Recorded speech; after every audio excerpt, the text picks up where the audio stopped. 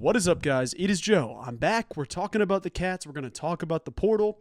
It's not just the typical video where it's 3 guys they've contacted, 3 guys we need to talk about. Today, we're going to talk about the next step from that. We got a little bit more to discuss in depth in today's video, and I'm so excited to have you here for that. Before I do get into discussing today's topic, let me say this. If you like K-State basketball, K-State football, anything K-State, this YouTube channel might be for you. So be sure and consider hitting that subscribe button. If you're feeling like having some more K-State videos in your feed, it does help me out immensely, and it only takes a couple of seconds. Also, on top of that, once we hit 2,000 subs on the channel, I'll be giving away a lavender quarter zip. As we get closer, keep your eyes out on that for official details. But guys, we're going to talk about someone specific in today's video. I will get right into it here. K-State, there's a lot of things going on, and before I say this specifically, let me mention this. Nothing is ever set in stone. It's not done until pen hits the paper. It's never officially wrapped up with certain players. So I don't want to present this like it's 100% fact. But there's a lot of signs pointing towards K-State landing their first guy out of the portal. And there's a good assessment on who this is based off multiple sources, multiple reports, and some online stuff that connects the party to K-State. We'll talk about that here in a sec. Guys, the player we're talking about in today's video is UIC sophomore guard CJ Jones. Now, I've got his stats and stuff pulled up over here, so if I'm looking off that way, that is why. Here's the thing with CJ Jones. Jones is an athlete, man. He's a sophomore guard, 6'5", kind of operated in that 2-guard role back at UIC. Last season, he averaged 11.4 points, 4.8 assists per game, and 3.5 rebounds per game. Now, here's the connection I mentioned earlier. Today, there was a tweet that was put out from 785 Sports. Shout out to 785 Sports. They're good people. They put out a tweet basically saying, hey, one of our prospects or one of our targets in the portal just followed us on Instagram. So then I went nerdy mode and looked through the followers trying to see who it was in connection. And we located CJ Jones. He was the guy that did follow, as well as David Castillo. Shout out David Castillo real quick. So I'm not saying that's anything. And I don't want to say that like that means for sure this is the case, but the guy has a connection with Buddy Rich. So they went to the same high school. He is a year older than McCaleb Rich. But there's a connection there, and Buddy Rich, it sounds like, is going to be back on campus from what I understand. I can't confirm that yet, but some reports of people that have actually asked Buddy and heard from Buddy, so I'm going off his word in that one. Buddy's likely to be back. But here's the thing about CJ Jones, because it pushed me to make a conclusion. And it honestly clicked together a lot of things from last season and a lot of things going forward. So I want to talk to you about a couple of different things. CJ Jones is a talented kid, man. He did a lot of great things at UIC. He can finish around the rim in transition. He's talented in space. He's able to create for himself and teammates. He's good off the dribble. He's good off the catch and shoot. He's got size and can be an athletic mismatch at that guard spot. Here's the difference. The thing I was thinking about differently that honestly felt like a big facepalm for me once I made it, because the connection made so much better sense once I started thinking logically about the situation. With CJ Jones, I was kind of like, not because of the player, but I was kind of bashing my head into a wall trying to figure out why you're going for a 2-guard as your first guy that you're going through in the portal. Not saying there's a hierarchy or which way you should go or who you should go after. CJ Jones is a dog. He's a great player, and once he gets to campus, he'd be a stud. But I was having a little bit of a hard time with the fit, because I know you lose Cam Carter, I know you lose Dorian Finister, but I'm like, I don't know if you need to get a 2-guard. Like, you have 4 guys on your roster right now in the sense of Quez Glover, RJ Jones, Day-Day Ames, and David Castillo coming in. I didn't know that a guard would be kind of the first major push for who we need to bring in. So I was having a hard time with the fit, I'll be honest, because he's a talented 2-guard, but I was like, man, is a guard the guy we need to go to right now? We can't go after a scoring 3 or a center to pair with Jarrell Colbert. There's not a more pressing matter or the right guy we need to bring in. You know, you have 4 roster spots available. 2 guards do leave, so you obviously need to bring some people in, but I was just having a little bit of a hard time. And then it clicked. It absolutely clicked. Once I was watching his game, it was so painfully obvious to me that this guy is not meant to be a typical 2-guard. And I'm not saying this is some major discovery, but this dude is meant to be a wing guard in the 5-out offense. I'm going to talk about the 5-out offense. Don't click off, because I think there's some really good information that we need to talk about.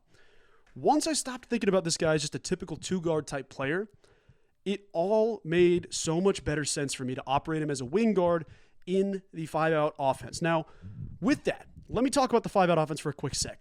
The point of the 5-out offense is to have positionless basketball from your guys. Obviously, your bigs are going to come out and kind of just be the passing, kick around, get the ball to the guards. That's the deal with that. We didn't see the full 5-out offense last season. And I know that you guys are all probably in the assumption of like, let's can the 5-out. It sucked last year. Guys, we hardly were able to run it consistently. As you saw it on the stretch, K-State started to realize, hey, we don't have the right guys in the room to run the 5-out offense consistently for 40 minutes. So a lot of times, you'd get Will McNair to check in and you started playing bully ball in a low block. That's not necessarily your typical 5-out offense. It's not really the portion of that is. That's a change from the coaching staff saying, okay, we need to change this, we need to adjust this, because our guard play right now is not what the 5-out offense should be. Once again, touching back to the 5-out. In the 5-out offense, it's positionless basketball where everybody is moving. You make a pass, you cut to the lane, you keep filling the open space, and so on and so forth. A lot of times you'll see that motion around the top of the key. You saw it a little bit with Art, Cam, Day sometimes, TP as well. And then you saw that whole rotation kind of that, with the bigs kind of around that free throw line, kind of stepping out, helping with the passes and getting things started off. That, to an extent, is your 5-out offense. But here's the difference. With the 5-out offense, it caters to not having like one specific dominant player. It caters to everybody that touches the basketball has a chance to score the basketball in space. What K-State had an issue with is that your 1, your 2, and your 3, if you want to go straight up basketball knowledge in that sense of your 1, 2, 3, every single person in that rotation needs to be able to handle the basketball. Because the way the 5-out offense works is you're going to be dribbling around the top of the key, you're kicking it off, you're moving. It's a constant handoff situation. It's not a situation where you're going to play one-on-one, try to get by your guy immediately. It is a collection of guys moving around the perimeter, trying to find a space in the lane. The point of this, with a guy like Cam Carter, Cam is a super successful player. He's going to be really good wherever he ends up. But when you look at Cam's game, it is genuinely, hey, I'm a 2-guard, I'm a 3-guard that can outsize you, I can outspeed you, I can run out in transition. But his ball handling skills and some of the decision-making skills, you see that occasionally you'll see a miss on that, and that's where your issue is. That's where some of these turnovers happen. It's from guys trying to do too much and create and take the time. The 5-out is really, really bad if you have one dominant player. We didn't really have, any dominant players, I would say, last year. Obviously, there were stretches for Cam, there were stretches for Art, there were stretches for TP. But the point of this is that your 1, your 2, and your 3 all need to be capable of handling the basketball and not turning it over. We had some issues with that. Your wings need to occupy multiple things. They're not asked to be bigs at that point. That's why you see Naquan Tomlin was listed as a wing when he was getting ready to play. David Gassan's listed as a wing. Jarrell Colbert's listed as a wing, even though he's 6'11". You're not asking these guys to be big, sit in the lane, do any of that. It's a combination of guys out on the perimeter. Once I stopped thinking of CJ Jones in a 2-guard sense and more as a wing guard in the 5-out offense, it made perfect sense. Watching his film made perfect sense. The kid has such an ability to get to the basket, but it's not just reliant on, okay, I'm going to get by my defender and go. The 5-out is just continually, hey, who has the best opportunity right now to get to the cup? 3, 4 different guys all handling the basketball on the perimeter. Once you see the right cut, the right action in the lane, someone can make cuts to the basket. That's where you capitalize on that. But what you need in that is guys who are patient, but guys who can absolutely create when they see that opportunity. Guys like Dorian, guys like Cam, I'm not saying they can't, but it doesn't maximize their skill set to play in a 5-out offense. With Dorian, obviously we didn't see him a ton, so we don't have a ton to go off of. But with the 5-out offense, it is so much more successful if you have 3, 4 dudes who are all capable of putting up, obviously this is going to sound stupid just at face value, but if you have 4 or 5 guys on the court, take out your big that's just going to be kind of responsible for getting things going. I'm not saying they can't score, but they aren't the focal point of the first person you go to. They are to get things established, and then you have guys cut and guys fill the positions. Last season, you saw it. Day-Day's quickness, he's going to be able to get around different people, and he knows when to take the paint. But the point of the 5-out is not just to get around, cross the dude over, get around him. Because that happens in basketball. It's going to happen regardless. But CJ Jones's position as a wing, it's like if you took Naquan Tomlin and shrunk him down to 6'5". But also, he plays like a guard. He can shoot from the outside. He can shoot from deep. He's athletic. Basically, what you want in the 5-out is to have nobody in the paint, and it's you and your defender. I can beat this guy one-on-one. So you're recruiting athletic specimen-type players that are capable of handling the rock in whatever situation you need them to, are capable of stepping out and shooting the 3-ball when you need them to, and guys that understand when the right time to attack is. So when I stopped trying to fit the guy into this defined role of like a 2-guard thing, it made infinitely better sense that, hey, they're recruiting to be a wing for the 5-out offense. And then it also made sense as to why a guy like Cam leaves, a guy like Dorian leaves. Obviously with Dorian, you didn't get the minutes you want, and there's going to be guys ahead of you, so I get that. That's face value. Cam Carter, I'm sure there's externals where I do want to go back closer to home. I want to see what's out there for me, and there's going to be better opportunity. That's true too. But that's where the mutual interest from the coaching staff also probably plays a factor here. Because you get guys that are going to be more successful in a specific set, and then you get guys that understand like, hey, my quickness is going to be a factor here. Me taking the lane at the right spot, like Day-Day coming around at the top of the key, him being a left-handed player, he's going to get to the lane so much easier coming around that corner. But when Day-Day moves, that's where you get multiple guys cutting in. The 5-out last year, say that we ran the 5-out with Keese and Keontae. It'd be good for those two. It'd be good for those couple. But it would severely hurt guys like Desi Sills, guys like Cam Carter last year, and you wouldn't be able to get the right opportunities to a certain extent. Obviously, they could pick it up, but the 5-out is really great when you don't have like one superstar that is leaps and bounds better than everybody else. If you can get 3, 4, 5 guys that are all solid, really impressive athletes, then you can run the 5 out because everybody's cutting. There's no selfish basketball being played. It is the quintessential game plan. It's a great way to teach the game of basketball, and it keeps guys moving. That was the thing you didn't see last year. Even when we would run the 5 out, you had action on the perimeter, but you didn't always have anybody really cutting to the lane, making the right plays, unless you drew specific sets up. So it's all this to say that with CJ Jones, I was trying to fit him into this rotation. And that's not really what it's going to be. I mean, it's going to be a rotation, but it's not going to be, okay, Day-Day, Dave Castillo, you have to be the ones. Then you have, Quez Glover, who might be a 1, might be a 2. I'm not entirely sure yet. The same thing with David Castillo. I guess he can play combo guard as well. Which one of those 4 is going to be your 1? Which one of those 4 is going to be your 2? So on and so forth. How do you fit CJ Jones in? Absolutely dropping that. They are genuinely going to the positionless basketball role. That's what they're looking for this. And I know that maybe at face value that's going to sound like, well, what are we going to do with no true point guards? We had that last year. Last year we didn't have anyone really truly capable outside of Day-Day Ames that could handle the ball consistently. That's the level of what you need. TP was asked to do a lot in his role, and it's not his fault by any means. He got, signed up for a tough situation, especially losing guys that are able to run that style of offense.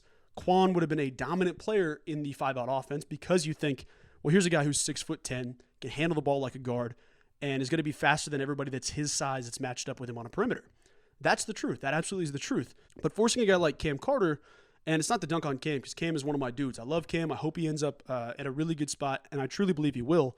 But forcing Cam into that role is not maximizing his skills.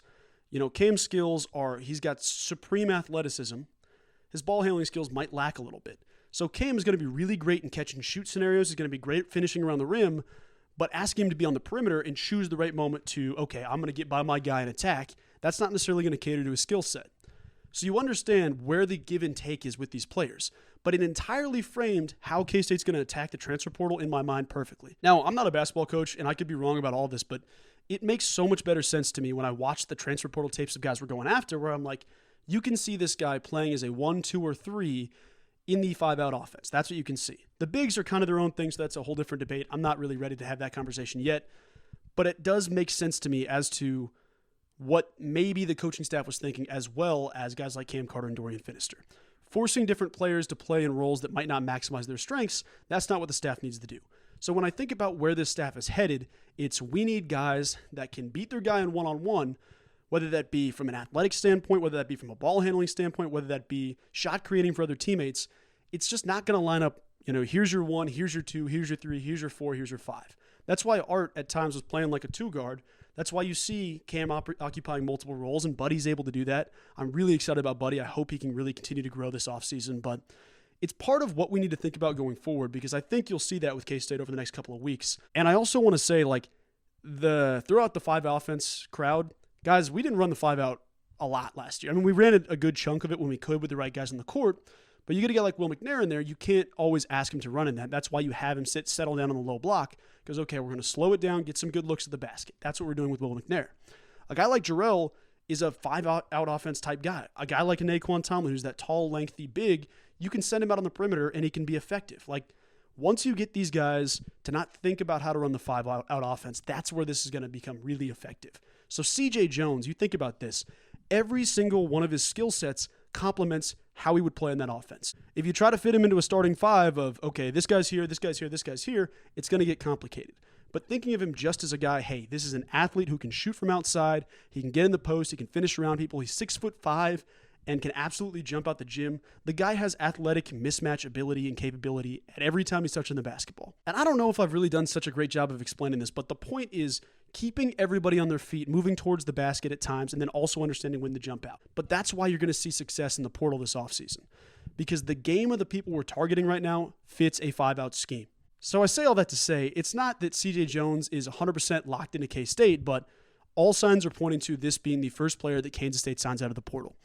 If it doesn't work out, it doesn't work out. College athletics can change like that. I mean, dudes can get a better offer somewhere else or, engage in something else. But I truly, really think this guy would be an incredible fit and a perfect first player to get out of the portal. So something to think about as we continue to go forward. I thought about this a little bit better rather than just going down the list of this is a great guard. He's a great point guard. We need this versus this is a great guard that could fit our system. So something to think about going forward in the portal as we continue to recruit guys. But I should probably get out of here. It's been 20 minutes. I apologize for, just kind of carrying on here. I wanted to talk a little bit of basketball, and I thought it was pretty cool. I hope you guys do as well. I could be completely wrong about all this, but that is at least what my brain went to after, 15 minutes of watching the guy on highlights. I kept thinking of like, how are we going to fit this guy on the court? That is exactly how. Put him in the right scheme, he's there. There's other guys that K-State has been linked to that also fit that, so keep your eyes open and see the difference in the type of player. I don't know how to describe exactly what I'm looking for, but you will see it when you watch his highlights. I'll put the highlight video that I watched in the description as well, but I hope all of you are having a wonderful day. I appreciate all the support on the channel. Have a wonderful rest of your day. I will talk to you soon. Go Cats.